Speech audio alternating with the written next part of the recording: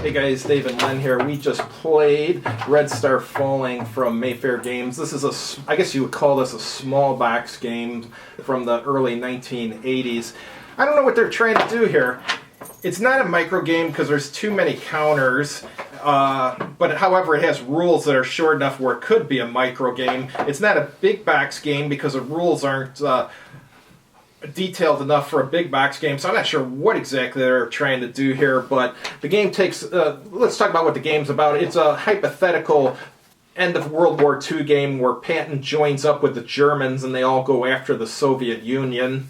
The way it starts is the Allies are not allowed to stack on the first turn, but the Russians are. So as you can imagine, when the Russians attack on the first turn, every unit they hit, they vaporize because they can't stack, and they're being attacked by 3 huge units.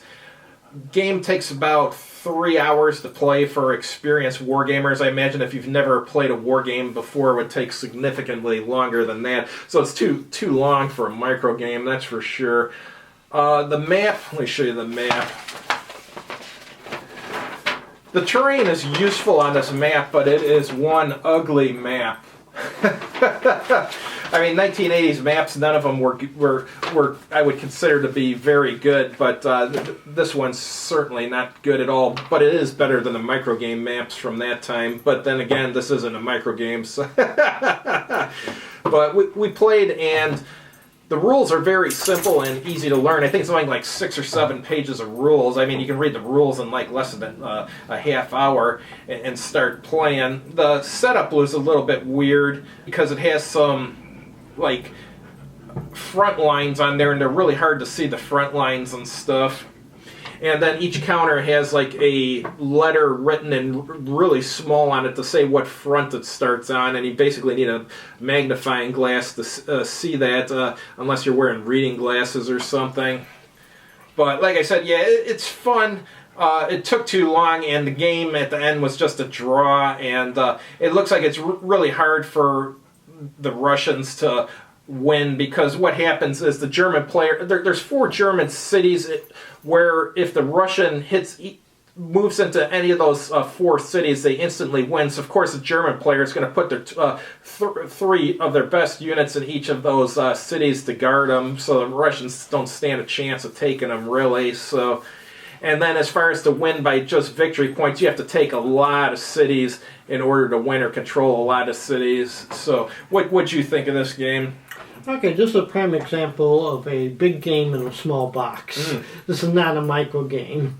And I note on the cover it says Patton attacks the Russians, March 1945. I was Russians. I was doing the attacking, not Patton.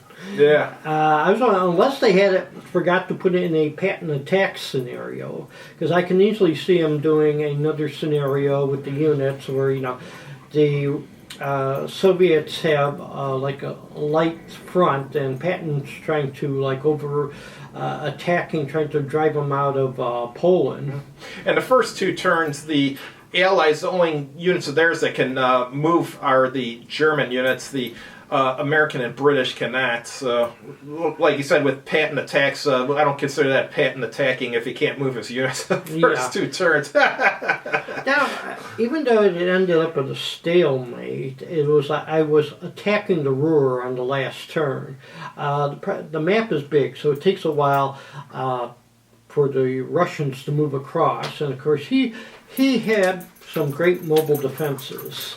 He managed to delay me enough so that I'm only on the last turn able to mass forces to even try to get one of the hexes. Yeah, one of the most important things in this game are the railways, because the railways, if you get enough movement to move onto a railroad track, then you instantly get 12 additional movement points on the railroad track. So if you get reinforcements, at every turn there's reinforcements that come.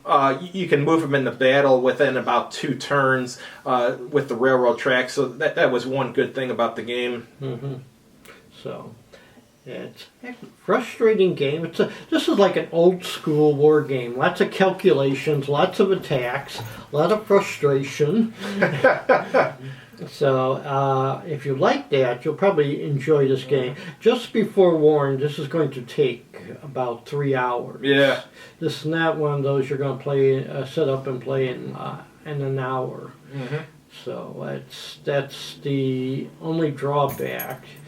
And well, the map could be a little better, but overall, yeah, I guess I recommend it.